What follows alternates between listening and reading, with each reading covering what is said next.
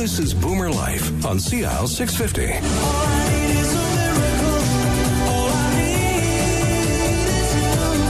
This is BoomerLife on CL650. I'm Joanne Sutton. Thanks for joining us today.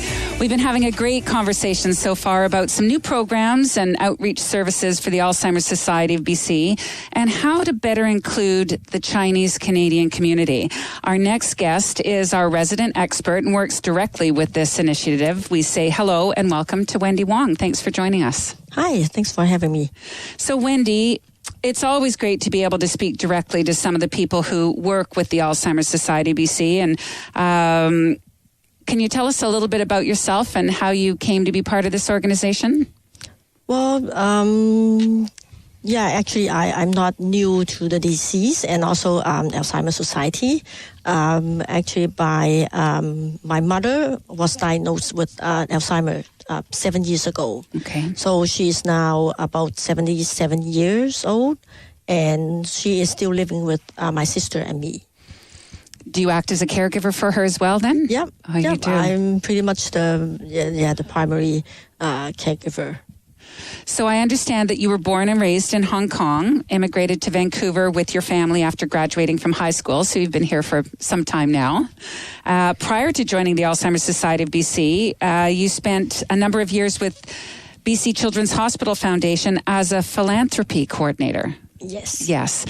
Do you feel that some of that experience has helped you for this position you have now with the Alzheimer's Society? Yeah, definitely. Because I've been working with the Chinese community in the past, over 13, 14 years at Children's Hospital Foundation.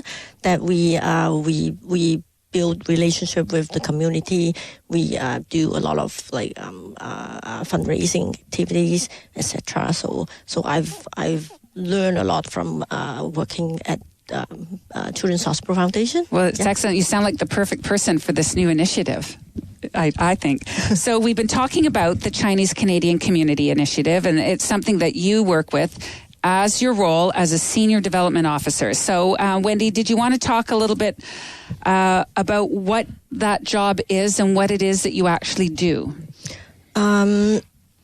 So my role there actually because of my ethnic background and my fundraising experience within the Chinese Canadian community.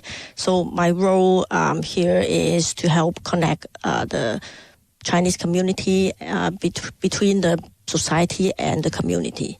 And how do you do that? How does it work with outreach offices and getting the message out? Well,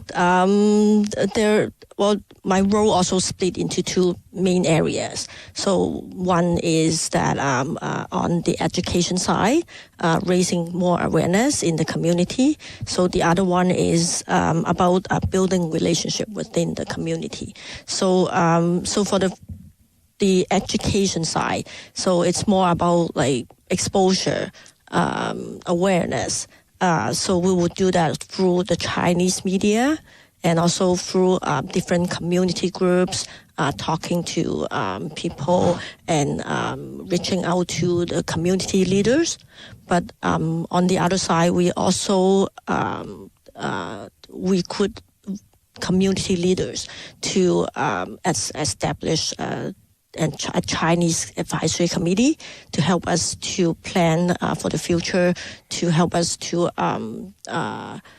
plan for the long-term strategies, like how we should work in the community. Mm-hmm. I think Tony had touched on a number of those topics as well, as incorporating more of the Chinese media and just using your contacts in the community to get that message out there, whether it's a church group or whatever. That's right. The important thing is that we also recruiting and inviting, people from the Chinese community that we consider them a well networking, and that can open doors for us to reach much deeper into the Chinese community. So, Wendy, what are some of the challenges that you face getting your message out? Well, like what Tony also mentioned before, it's about the culture as well. So understanding the culture is very important. And also we know that when we talk about Chinese community, it's actually a diverse group that has different Chinese speaking, different Chinese languages. Like Cantonese, Mandarin, those are the two like main languages. But then also Chinese coming from different areas in the world, like from mainland China, from Taiwan, from Hong Kong. So they come from different backgrounds. They have different kinds of education. So so working with this diverse group of Chinese is also a challenge. So it's a matter of like how we engage them, like we understanding the culture. How we approach different group of Chinese is also important.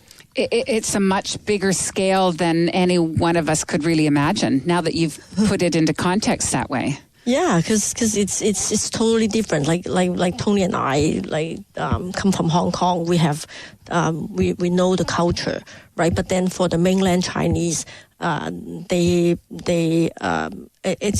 a totally different culture. You would have different beliefs or different values? Yeah, so that's why we want to recruit different kinds of community leaders who also knows the community, who also has the connection there, so to help us to open doors. So yeah, that's how we... To elaborate a little bit about, the Chinese community is not as homogeneous. Even you say Mandarin speaking, okay, like from Taiwan and from mainland China. And the Mandarin is a bit different. Not only that, I think for us to do workshop, the support group and whatnot, and for us to do the publication, and for example, in Taiwan and Hong Kong, we still largely would use the traditional Chinese in terms of writing. From mainland China, or, it would be a simplified version. And also the way you express yourself also a bit different. So for us to do any brochure, any talk, any education forum, and so we should, take an additional step to make sure people understand what we are trying to say. Mm-hmm. So other than the personal connection, Wendy, that you have with your mom, who is currently diagnosed with Alzheimer's disease, what do you look forward to most about this new initiative with the Alzheimer's Society? What's most exciting about your new job? Well, yeah, I'm actually very excited to join the Alzheimer's Society because I've learned so much from different services and programs, like attending workshops, the support group, and also the Minds in Motion program, that we learn so much. And then we know that there are we still need to spread the words out, because like when I talk to someone, they still don't know there is a Minds in Motion in Cantonese, even though they have they are a caregiver for the mother for so long, but then they still don't know there are services in Chinese. So it is very important for us to raise the awareness, to build the profile of the society, so that people know that we are here to help them. Yeah. And they're not alone. Yes. You have a lot of work to do. This is a big job on your shoulders. Yes. But you have a lot of support too. Yeah. But challenging. But then I would say it would be a very rewarding project. Yeah. Another challenge is that there are Chinese.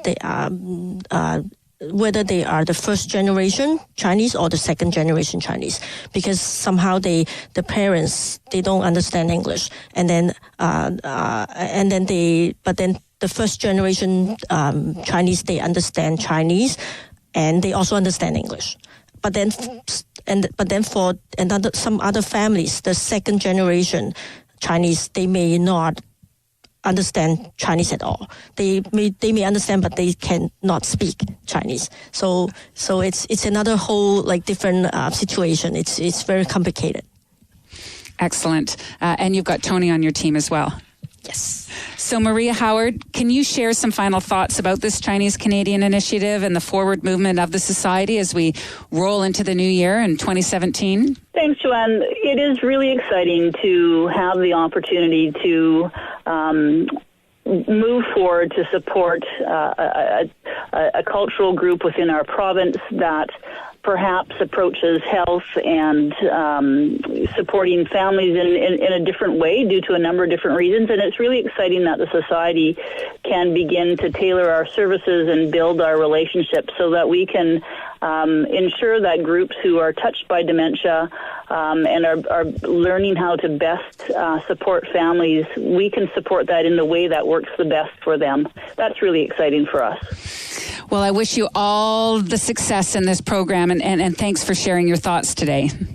Yeah, thanks, Joanne, and have a great Christmas to everybody, and I look forward to connecting back with you all in January, and I will send you a picture of my sweater. I'm Joanne Sutton. That's our program for today on BoomerLife. I just want to say a personal thank you to all of our guests today. Tony Yu on the board of directors with the Alzheimer's Society of BC, Mankin Ladd, who joined us as a caregiver for her mother who has dementia, and Wendy Wong, of course, who's here working with the society in helping to bridge that gap of communication within the Chinese Canadian community and Alzheimer's disease, and working with that new outreach program. Of course, thanks to Maria Howard, representing she's the CEO of the Alzheimer's Society of BC. I want to say thanks to you for having this conversation with us today, and we do look forward to what this new year has to offer. I also want to wish you a safe and a happy holiday. So cheers from all of us at BoomerLife on CL 650.